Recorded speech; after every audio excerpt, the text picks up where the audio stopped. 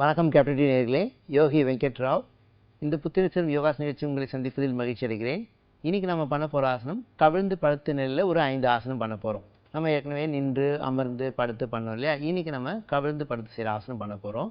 அந்த மாதிரி பண்ணால் என்ன ஆகும் அப்படின்னா, கவிழ்ந்து படுத்த நிலையில் நீங்கள் பண்ணும்போது உங்களுடைய முதுகெலும்பு நல்லா வளையும், அதே போல் உங்கள் கால் தசைகள் நல்லா இழுத்து விடப்படும், கை தசைகள் தோள்பட்டைகள் இழுத்து விடும். இந்த மாதிரி எப்பவுமே பேசிக்காக சில ஆசனங்களை பண்ணும்போது முதல்ல இந்த மாதிரி பண்ணிடுங்க. நல்லா பண்ணிட்டீங்கன்னா ஒரு 5 முறை பண்ணிட்டீங்கன்னா அடுத்த ஆசனம்லாம் பண்ணும்போது உங்களுக்கு ஈஸியாக வரும். நான் நிறைய முறை சொல்லியிருக்கேன், நிறைய பேர் கேட்பாங்க, நீங்கள் பண்ணுறீங்க எனக்கு வர மாட்டேன்தே அப்படின்னு. ட்ரை பண்ணுங்கள், ஒரு 4-5 முறை செஞ்சு பாருங்கள், நிதானம் பண்ணுங்கள், சப்போர்ட் வச்சு பண்ணுங்கள், ஸ்டூலு அல்லது உங்களை மெத்தைகளை ஏதாவது போட்டு வச்சுட்டு கூட நின்று பண்ணுங்கள். இல்லை யாரா ஒரு குருமார்கள் யாரா இருந்தாங்கன்னா அவங்கள கைகளை பிடிச்சி மெதுவாக கூட பண்ணுங்கள். மெதுவாக பண்ணுங்கள், அட்லீஸ்ட் ஒரு 4-5 முறையாக பண்ணிங்கன்னா தான் வரும். அப்போ தான் நல்லாயிருக்கும், உடம்பு ஆரோக்கியமாக இருக்கும். இன்றைக்கி நம்ம கவிழ்ந்து படுத்து நெல்லை பண்ண போகிறோம் இல்லையா, அது மக்கர ஆசனம் வந்து ஆரம்பிக்கணும். இதை கவிழ்ந்து படுத்த நெல்லை உங்களுக்கு ரிலாக்ஸ் பண்ணணும், மக்கர ஆசனம் தான் ரிலாக்ஸேஷன். பட் அது கவுண்ட் வச்சுக்காதீங்க, மக்கராசனிலேருந்து ஆரம்பிக்க போகிறோம் இல்லையா. அந்த 5 ஆசனம் பண்ணி முடித்த பிறகு மறுபடியும் ரிலாக்ஸேஷன் பண்ணும்போது மக்கராசனிலே ரிலாக்ஸ் பண்ணிக்கோங்க. இப்போ படுத்த நிலை பண்ணும்போது சவாசன் பண்ணுறோம், நிற்கும் போது தாடாசன் நிற்கிறோம், அமர்ந்தும் போது தண்டாசன் பண்ணுறோம். அந்த மாதிரி இது மக்கராசன் தான் வந்து ரெஸ்போஸ். இதில் சரியா ஒவ்வொன்றா பண்ணுங்கள், சந்தோஷமாக இருக்கலாம், ஒவ்வொன்றா செய்யலாம். இப்போ வாங்க நேர்களே, நீங்கள் நம்ம கவிழ்ந்து படுத்த நிலை ஒரு 5 ஆசனம் பண்ணணும்னு சொல்லி அதில் முன்பக்கம் வளையும் ஆசனம் அப்படின்னா அதோமுகாசன், முன்பக்கம் வளைகிற மாதிரி ஆகிடும். அடுத்தது பக்கவாட்டில் பின்பக்கம் வளைகிறதுல பண்ணோன்னா பின்பக்கம் வளைகிற ஆசனம் தனுராசன் பண்ணிக்கோங்க. கொஞ்சம் ஹார்டாக இருக்கும், பழக பழக வந்துடும், மெதுவாக கொஞ்சம் கொஞ்சம் பண்ணுங்கள், வந்துடும். இது மாதிரி நீங்கள் நிதானம் பண்ணுங்கள், நல்லா இருக்கும். ஒவ்வொன்றா பண்ணுவோம். நம்ம முதல்ல மக்கராசனில் படுத்துக்கோங்க.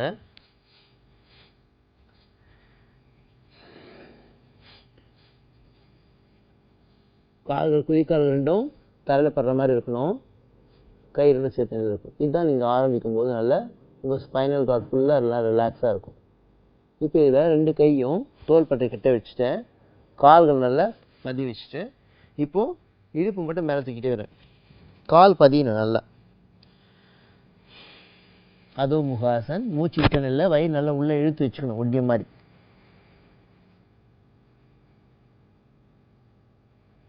கால் வலி, கணுக்கால் வலி, கண்டக்கால் வலி இதெல்லாம் இருக்காது, தொடை வலிக்காது, வேரிகோஸ் இருக்காது, சியாட்டிக் ப்ராப்ளம் இருக்காது. திருப்பி மறுபடியும் மூச்சு இழுத்த நிலையில் மறுபடியும் மக்கராசன் படுத்துக்கோங்க. இது போல் நீங்கள் 4-5 முறை நல்லா பண்ணலாம், பொறுமையாக பண்ணுங்கள். அடுத்தது பின்பக்கம் வளையும் ஆசனமாக தனுராசன். காலை மடித்து வச்சுக்கோங்க, உங்கள் 2 கையும் காலை பிடிச்சிட்டு மெதுவாக மேல் பக்கம் நோக்கி தூக்கணும், வயிறு மட்டும் தான் தரையில் இருக்கணும். மூச்சு இழுத்த நிலையில் ஹார்ட் பீட் ஹையாக இருக்கும், நிறைய ரத்த ஓட்டம் பாயும். கழுத்து வலி இருக்கிறவங்க பண்ண வேண்டாம், மற்றவங்க எல்லோரும் பண்ணலாம்.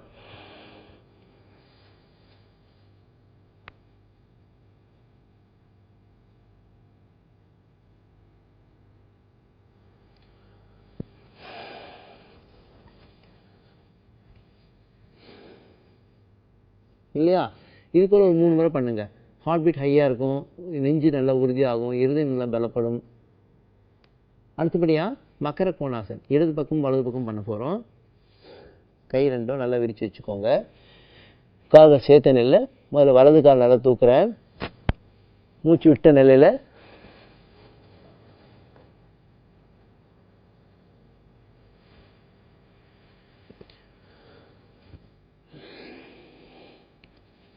அதே போல் இடது கால் நல்லா அப் பண்ணுற போது அப் பண்ணிக்கோங்க மக்கராசன்.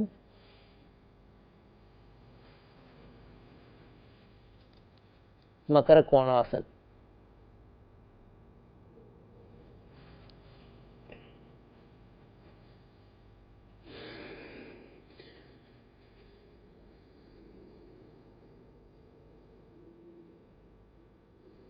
இப்போ கால்கள் மட்டும் ட்விஸ்ட் ஆச்சுன்னா இப்போ பாடி ட்விஸ்ட் ஆகணும்.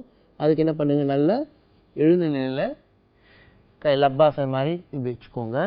இந்த கையை நல்லா மேலே தூக்கி தலைக்கு மேலே கால்கள் விதிச்ச நிலையில் நல்லா படுத்து இருக்கட்டும், அழுத்தமாகிங்க.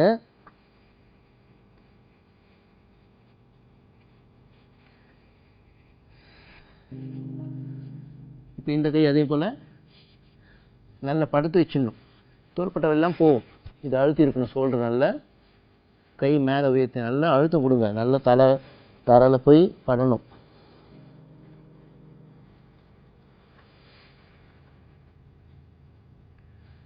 ஒரு 5 ஆசனம் முடிஞ்சது இல்லையா, இந்த மாதிரி 5 முறை பண்ணிவிட்டு திருப்பி மறுபடியும் மக்கராசனில் ரிலாக்ஸ் பண்ணிக்கோங்க. நீங்கள் இந்த மக்கராசனம் வந்து பண்ணுறீங்களே, எல்லாமே கவிழ்ந்து படுத்து பண்ணுறோம் இல்லையா? ஸோ நெஞ்சு பகுதியெலாம் தலையில் அழுந்திருக்கும். அதனால் ஆடைகள் நல்லா தளர்வாக போட்டுக்கோங்க.